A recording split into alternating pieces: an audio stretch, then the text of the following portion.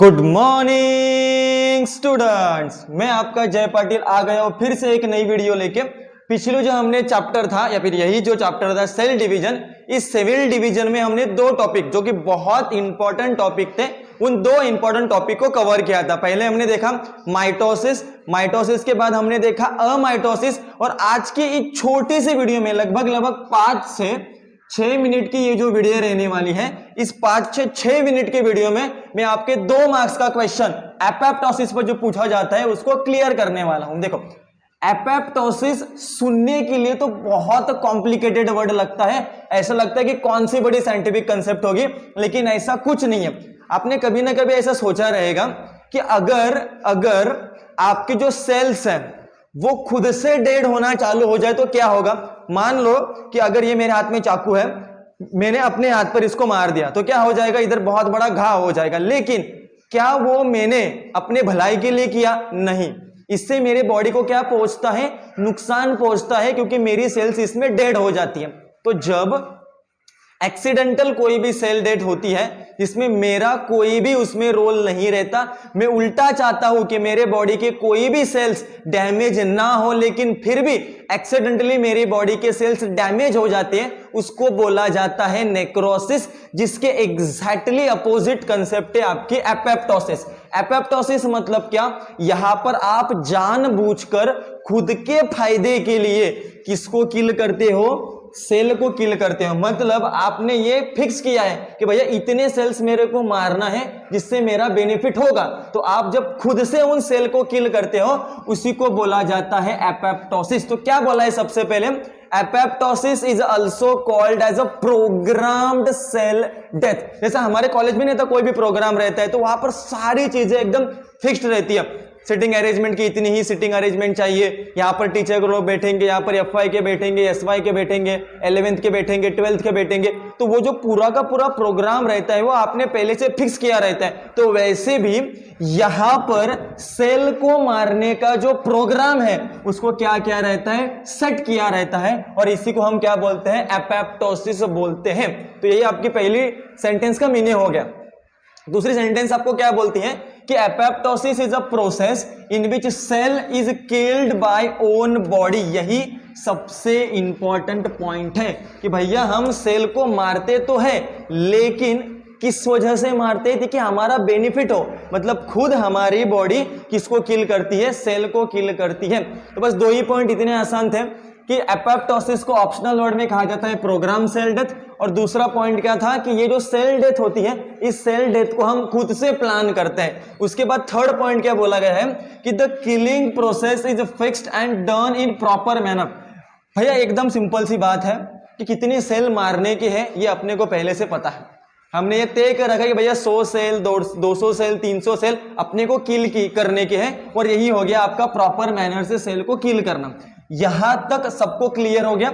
उसके बाद ना एपोप्टोसिस कर रहे भैया, वैसे देखा जाए तो हमारी अगर सेल मर रही है तो ये हमारे लिए फायदे की बात नहीं है, लेकिन फिर भी अपनी जो बॉडी है खुद के ही सेल को मारते हैं, तो इसके पीछे का कुछ रीजन है। पहला रीजन क्या है, अपने को बॉडी का जो स्ट्रक्चर है वो स्ट्रक्चर को मेंटेन करना रहता है। देखो बच्चों, जब हम अपने मदर के यूटेरस में रहते हैं तो हमारी जो बॉडी है वो बॉडी कुछ इस तरीके से शेप में होती है, राइट।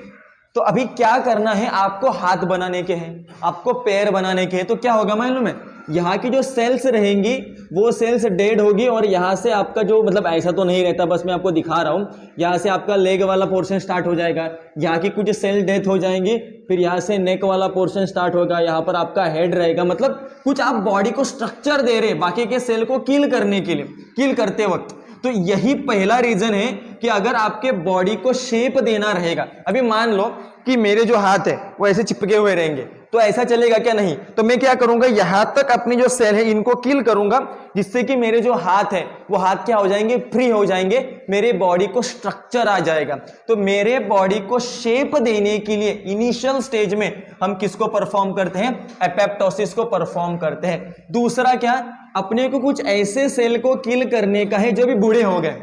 मान लो कि आपके बॉडी के अंदर 1 करोड़ सेल है, जिसमें से 1 लाख सेल ऐसी है जो फुकट का खा रहे हैं लेकिन कोई भी काम नहीं कर रहे, तो ये तो अपना नुकसान हो गया कि सबसे पहले हम उनको बॉडी में रख भी रही है, उनको जिंदा रखने के लिए हम बाहर से न्यूट्रिशन भी दे रहे, और वो कह रहे कि भैया कोई भी काम नहीं करूंगा। तो ऐसे सेल की अपने को कोई भी जरूरत नहीं रहती। तो ऐसी जो ओल्ड सेल है जो कोई भी फंक्शन नहीं कर पा रही है, ऐसे सेल को किल करने के लिए हम कौन से प्रोसेस का इस्तेमाल करते हैं? एपोप्टोसिस का इस्तेमाल करते हैं। और मोस्ट इंपॉर्टेंट, कैंसर ना हो जाए। सर ये कैसा हो गया कैंसर? अगर ऐसा होता कि कैंसर होने के बाद एपोप्टोसिस परफॉर्म होती तो अपने को तो कोई ट्रीटमेंट करने की जरूरत है ही नहीं है। लेकिन एक बच्चों बात याद रखो, कैंसर होने के बाद नहीं, कैंसर हो ही ना, इसलिए कौन सी प्रोसेस को परफॉर्म किया जाता है? एपोप्टोसिस। सर ये कौन सी कंसेप्ट है? एकदम आसान सी कंसेप्ट है। सोचो आपकी जो एक सेल है, ये एक सेल दो सेल में डिवाइड होती है, और इसका जो न्यूक्लियस है वो भी दोनों के पास चला जाता है। तो मतलब एक न्यूक्लियस को कितने में डिवाइड होना रहता है? दो में डिवाइड होना रहता है। और अगर डिवाइड होते वक्त इसमें कुछ भी गड़बड़ हो जाती है तो आसान सी बात है कि आपके जितने बाकी के सेल्स तैयार हुए हैं वो सेल भी फॉल्टी हो गए, और इसी फॉल्टी सेल्स को हम बोलते हैं कैंसर के सेल। क्योंकि ये जो फॉल्टी सेल्स हैं वो फॉल्टी सेल्स कुछ भी काम नहीं करेंगे। मतलब आप ये मान के चलो कि आपके किडनी के यहाँ पर कैंसर के सेल्स आ गए, फॉल्टी सेल्स आ गए, तो किडनी का काम क्या रहता है? फिल्ट्रेशन का काम रहता है। ये सेल क्या बोलेंगे? भैया मैं कोई भी फिल्ट्रेशन का काम नहीं करूंगा, तुम मेरे को फोकट में खाने के लिए दो। और फिर से हमारा फोकट में खाएंगे और अपनी जो नॉर्मल सेल है उनको भी मारेंगे। तो यहां पर आप जानते हो कि अगर अपने को ये पता चल गया कि जो न्यूक्लियस डिवाइड हुआ है वो न्यूक्लियस फॉल्टी है, और अगर उसी वक्त हमने इस फॉल्टी सेल को किल कर दिया तो अपनी सेल डिवाइडेशन होगी ही नहीं।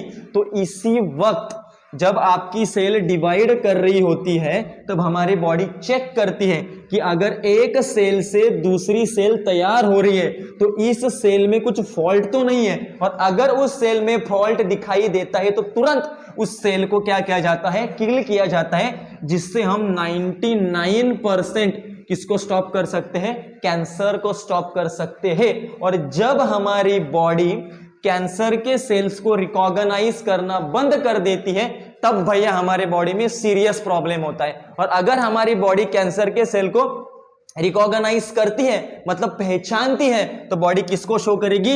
एपोप्टोसिस को शो करेगी, और ये कैंसर वाले सेल को क्या कर देगी? मार देगी। चौथा रीजन क्या है? मतलब ये तो एक एक्स्ट्रा रीजन मैंने आपको बता दिया कि जब हम पैदा भी नहीं हो रहे थे ना, तो हमारे जो फिंगर है ये एक दूसरे से ज्वाइंट रहते हैं। भैया अभी ज्वाइंट है क्या? फ्रीली मूव कर रहे हैं, लेकिन पहले क्या रहते हैं? ये ज्वाइंट रहते हैं। तो इनको फ्रीली मूव करने के लिए मेरे को यहाँ की जो सेल्स है उन सेल को क्या करना रहेगा? किल करना रहेगा। तो ये मैंने पहले से डिसाइड किया है कि भैया यहां से लेके बस यहां तक मैं सेल को क्या करूंगा? किल करूंगा। यहां से लेकर यहां तक मैं सेल को क्या करूंगा? किल करूंगा। तो ये प्रोग्राम वैसे क्या हो जाता है? सेल डेथ हो जाता है, और इसी को बोला जाता है एपोप्टोसिस। तो भैया इतनी सी ही कंसेप्ट थी एपोप्टोसिस। अगर मुझसे बताते वक्त कुछ गलती हो गई होगी तो कमेंट सेक्शन में जरूर बता देना। मिलते हैं नेक्स्ट वीडियो में।